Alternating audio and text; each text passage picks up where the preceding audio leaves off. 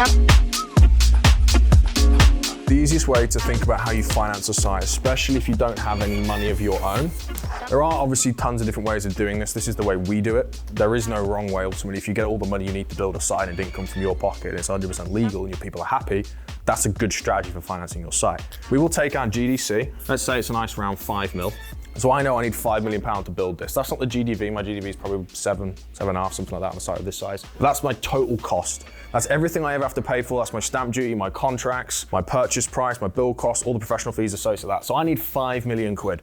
Where can I get that from? Now, obviously this is broken up into purchase and build, and you do have to consider when you have to pay for things, but ultimately you need £5 million to do this deal from somewhere. The easiest way you're gonna get it, the first tranche anyway, is from the bank. Development finance, bridging finance, pretty much the same thing. Bridging finance typically is just the purchase part. Development finance means you get the purchase and some of the build, or usually all of it. They'll usually offer you about half of the purchase and all of the build, assuming you have planning permission. For now, just assume you're buying a site with planning. It's a lot easier, a lot more straightforward. There are different ways in which you can do it, but buy a site with planning, it'll make your life a hell of a lot easier. And if you're inexperienced, you're gonna get better developer rates. So the bank will give you, on this site, let's assume the purchase is $1 million just to make life easy. So the purchase price is 1 mil. They're gonna give you half of that, so they'll give you 500 grand, and they're gonna cover all the build costs. Now, as you said, you have to cover your professional fees. Our professional fees are a really, really cool part. Let's assume they're about 200K on this site. So you know now that you're gonna need 500 grand from the half of the purchase, you're gonna need 200 grand from the professional fees, you're in about 700K. There's a cool little bit of extra lending that you can get called mezz lending. Mezz lending is like a second charge. They sit on top of the bank, and the rates for that can be anywhere from like 15 up to like 40% per annum. They are not cheap, but when you're trying to get into sites where you haven't got much of your own money, it might be easier to just get mezz lending than find another investor. Hey, if you can find investors that pay out 20% and you've got loads of them and you're not short of capital, use them because they're cheaper and they're quicker. Mezz is not slow, 4 weeks, it's not too bad, but you can sign a deal with an investor in a day. So it's an awful lot faster, and you've got the ability to speak to a human and have a conversation as two people and negotiate. You don't have the same flexibility with banks. But again, if you're short on capital, you don't have a load of investors, get yourself some mezz lending. We use this all the time, especially with sites in London where you've got huge day one values. If your site is worth 2 million on day one, this is the biggest problem with London, is because the sites are so expensive. Yeah, they'll give you half of it, but on a £2 million site, that's $1 million you've got to put in. That's a lot of money. Mezz might be able to get that down to like 400 or 500K for you. Mezz tends to top out at around 90 to 95% loan to cost. As I said, it's a second charge, so they get paid after your regular bank gets paid, and they're great when your site value is high on day one. A 200-300 grand site, Mezz isn't gonna go a long way for you, and it's very expensive, and you have to pay a lot of fees, but you're still gonna wanna get the development lending. This final piece of the puzzle, this is the really kind of the interesting part. This is where you get to have a bit more fun, and this is where my job is. So my job is in this final piece of the puzzle. How do I pay for my professional fees? How do I pay for stuff like structural drawings, which happen after planning, but before you can really start construction? And usually you need them as part of your lending application so you can get proper quotes. There are a few tips I can get you around that, but that final piece of the puzzle is the final equity piece. Where can you get that from? The most obvious choice is a joint venture partner, a JV partner, so a rich individual or group of individuals that have the money. Now, you can find these people pretty much anywhere. In fact, give me some ideas. Where can you meet investors that can pay for your sites? Networking events, spot on. Where else? Social media, yeah.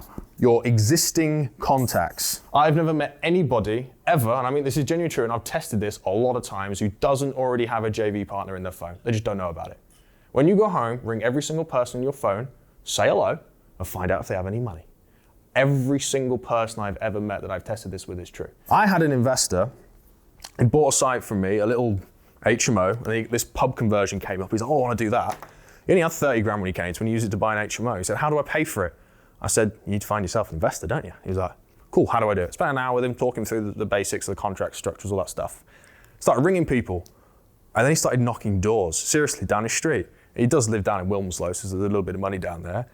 His next door neighbor is refurbing her house in cash. She's spending 500 grand in cash to refurb her house. Also just went, yeah, I'll give you the 150 you need. 48 hours to sign, have money in the bank.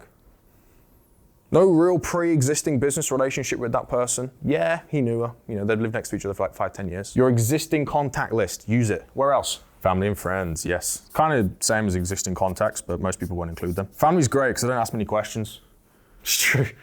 They trust you more. They ask less questions. They ask for less interest. They ask for less security. Family is fantastic. Obviously, don't mess it up. They're your family. You know, some things are more important than making money, but family's a great way. How else can you find them? There's more. Professionals, I'm going to call them, your professional advisors. These can be your architects, your builders, your surveyors. We nearly did a joint venture with one of our valuing surveyors, came out to give us a mortgage on one of our houses, started chatting with him. Your professional advisors are great, and literally all of them. Your drainage guys, your heritage guys, your architects, your various types of surveyors, your solicitors, accountants know even more. My accountant's got 1,000 clients, gradually making my way through that list. Honestly, your professional advisors have a huge amount of people. And don't forget, every time you meet one person, you're not meeting one person, you're meeting that person's network. They say you're only ever 7 people away from anyone else in the world. Brokers. Brokers, your professional advisor is a great one. And these people can either introduce you to people with money, or they could be the person who joint ventures with you yourself, or they can delay you paying your professional fees until the end of the project when you sell it for a small uplift in the cost. We've all heard about doing joint ventures with builders. We've all heard about that before, probably. You ever thought about doing it with your architects? Because I tell you what, if your architect's willing to take his fee at the end, he's pretty damn confident you're going to get planning. That's a pretty good sales pitch for when you're speaking to your other investors for the money you need. Your professional advisors are fantastic ways of finding money. My personal favorite though, and no one's mentioned this, which is annoying, it's a bit like networking, but this is my all-time favorite way of finding investors. Seminars. Why? Because someone out there with a big name has spent several $100,000 or even a few million on their marketing and their branding to bring people from all over the world into one room. Usually people with money. The front row on these seminars might be 5 or 10 grand a ticket. These people have money. They're usually personal development courses. They're people who want to make more money. They want to better themselves. You can turn up and just go speak to them. You haven't got to worry about meeting them. You haven't got to worry about trying to find them. Seminars are like networking events on steroids, and they'll take 2-3 days, but you get way more people in. I did one at the NEC. There was literally 5,000 or 6,000 people. There was like a concert. It was awesome. Gary Vee and Grant Cardone were their headline speakers. That brings people in. I didn't need to worry about building my brand to get a number of people in a room. And running your own events is fantastic. Do that. It gives you a lot of social proof. It comes back here. But in terms of finding new people, seminars are just like networking on steroids. They last longer. You've got more time to speak with people. Seminars are really, really awesome. The last one is just when you're out and about. So I'm just going to put everywhere. This is genuinely a true story. I was driving back from a meeting in Preston, I had a planning meeting on our sites, and M6, massive accident. And I was busy moaning about how long it was going to take me to get home. So it took me like 3 hours into like 4.5. And I was like, I don't want to do this. I've got to drive through Wales, I've got to cut through Warrington. I'm not in a good state of mind. I'm not actively looking for business right now. I'm just trying to get home. I nip into Tesco because I need a loo and I wanted to grab a drink. As I'm walking into Tesco, this lady stops me and goes, excuse me, was that your car? I had a nice Jag. And I was like, yeah. She's like, oh, it was just really nice. I wanted to say hello. I was like, okay, cool. I'll come out. I'll come back to my car. She stood there. She's taking a photo. She's like, oh, do you mind? I'm like, no, not at all. I'm like, that's cool. You know, what do you do? And she's like, well, I was a doctor, but I've just quit that to become a property investor. I've just bought 10 houses. I didn't go out looking for that. I was not in the right state of mind to even to go out and start speaking to people or pitching. She approached me out of the blue for no reason whatsoever. Like, I was in Tesco in Warrington, a place I should not have been. You can meet people everywhere. I'm that weird guy that speaks to people on the tube.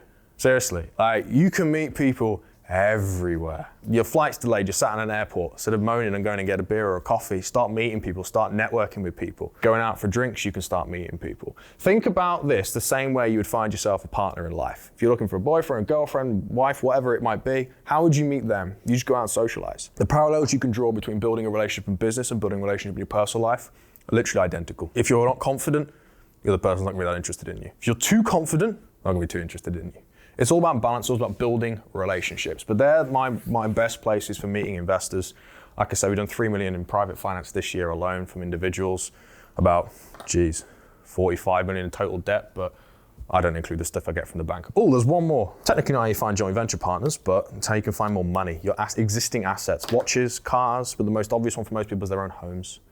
People spend 20, 30, 40 years paying off their mortgages. One reason or another, people told them that that was a good thing to do. That was the wise thing to do financially. And I get it. I do get it. If you're not an investor, if you're a normal person, then paying off your mortgage probably is a better idea. But if you've got even the slightest understanding about how financial markets work, about how the world of business works, debt is damn good, especially on your house, an asset that appreciates every year. The value of the debt depreciates every year with inflation. Pensions are great as well, and there are, by the way, SAPs out there you can use for residential property. I can introduce you to people for that. That's zero cap gain, zero inheritance tax, 30% a year drawdown tax-free, but that's a separate thing. But existing assets are a great way of doing it. Using your existing properties are a brilliant way of doing it. If you've got investment properties at like 50, 60% loan to value, you can draw money out of that. If you've got properties in cash, you can draw money out of that. You don't have to sell the houses, you can use debt. You know, you can use multiple houses on one project. You can do whatever you really want. You don't necessarily need good credit. And to be honest with you, development lending is really much an awful lot better than mortgages. They do care about you, but they also really couldn't care less about you. They don't care if you've got bad credit. Apart from being bankrupt, even if you've got CCJs, you can still get some bridging lending and some development lending. But apart from being bankrupt, you can get lending for pretty much whatever you want. And the beautiful thing about developments and the way you're going to joint venture, the reason you'd want to joint venture, apart from the obvious, they pay for your site, they give you money, is the experience piece. And this experience, you know, that could be they know how to deliver a site. It could be experience you need for lenders. It could be people that have familiarity with planning, which you might not need for lending, but you need for yourself to physically deliver the site. Joint ventures aren't just about capital, sometimes it's about experience. Most likely, if you're going to be pitching a joint venture these days, you're going to be offering your time and your experience or your knowledge in return for them putting in some capital. That's how most standard joint ventures work. We work very, very simply, 50-50. We deliver the site, we pay for the soft costs, usually through joint ventures, but we pay for the soft cost. We deliver the site, we take on all the hassle, all the liability. We're the ones that raise the lending, not you. You're ring fenced, all that kind of stuff. You just put the capital in that we need. And traditionally, our deals are roughly 4-to-1 profit versus capital, which works out at a nice 100% per annum for the investor on a standard 2-year deal. So time and experience versus capital. And you don't have to do 50-50. You can joint venture on anything. You can do anything you want when it comes to joint venturing. You can offer any terms you've ever heard of in your life. You can offer as much or as little profit as you want, as much or as little equity as you want. You decide, your solicitor writes it up. Just bear in mind, obviously, it needs to be attractive to the other person, it needs to be agreeable, but you can be flexible. Instead of offering a profit, you can say you can keep this unit. You know, we've got investors who like, well, I need to be out by X date. I'm like, cool, we should be out by X date. If we're not, we'll pay you your capital back early, out of our own pocket, but then instead of paying, in this case, 98, you drop to 50% return. There's a clause in there. So because we have to pay them back early, we still want them to share in the risk of the project in order to get the big returns. They didn't want to just go for guaranteed. We say, right, well, if we pay you back early, we'll honor that, and here's how. But if that eventuality takes place, your profit gets dropped. So we obviously get more profit when we actually come to sale. Because we are confident that the deal will complete and be done by the date that you need it to be done by. Get creative, you know? Get creative with what it is you want to do. In terms of security, a lot of you are going to know what a lot of these already are, so I'm not going to go into too much detail with them. But obviously, your first one is a contract. You're going to need one of these every time. We do bespoke contracts every time, no matter what the deal is. We get a new contract drafted. You don't have to do that, but given the cost of these contracts, I mean, loan agreements are 200-300 quid. Shells agreement, 1,000, 1,500, up to about 10 grand, depending on how complicated you wanted to get it and how many different classes of shares and things you want to throw in. Next one, obviously, is your personal guarantee.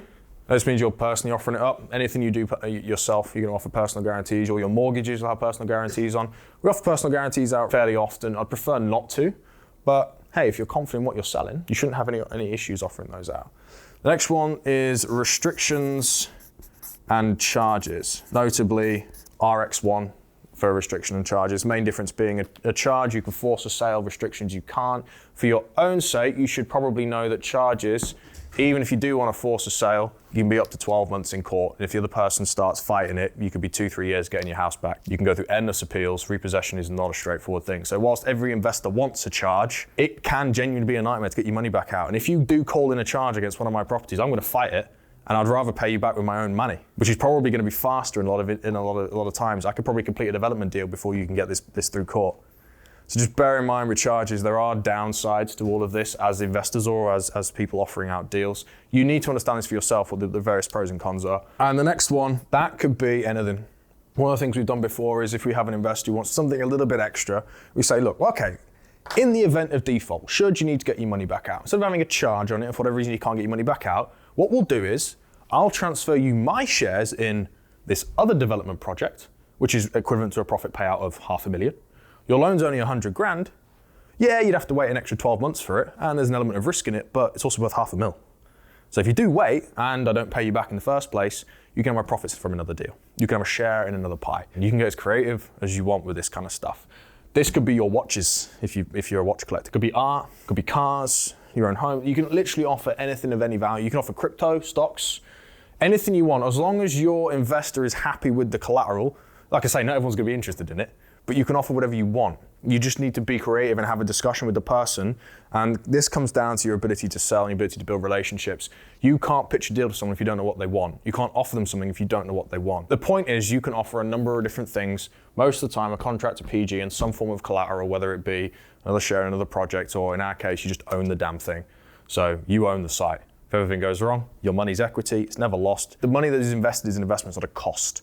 A planning fee, you're never going to see that back again. Equity that you use to buy your site with, unless you're an idiot and you buy it above market value, no matter what happens, if you sell that site, you get your money back. That's the point of market value. That's where your risk mitigation is in property. You've got to be a blithering idiot to lose money if you're buying a house because you bought it above market value for that to happen. If you bought it below market value and everything goes tits up, just sell it. You'll get what it's worth and you'll get your money back. It takes you time. Yes, it's going to cost you hassle. The maximum you should ever really lose is solicitor fees and stamp duty. You should never, ever, ever lose your investment if you structure a deal properly. Ever. The castle has 6 different exits. We can get out at any time, sell it at different stages of the deal, and we can still make money. How much money? Well, that varies. But the point is, every investor gets every penny back. And when you're structuring your deals, they need to be done in that kind of way. And as I say, when you're selling stuff, if you can turn around to people and say there is no eventuality where you lose your money, that is like gold dust. That's really, really, really important. People talk about ring fence funds all the time. All that basically means is that the money's not used for anything else. It doesn't disappear. Ultimately, all of your different types of security will offer some form of ring fencing. That's kind of how you should be structuring them.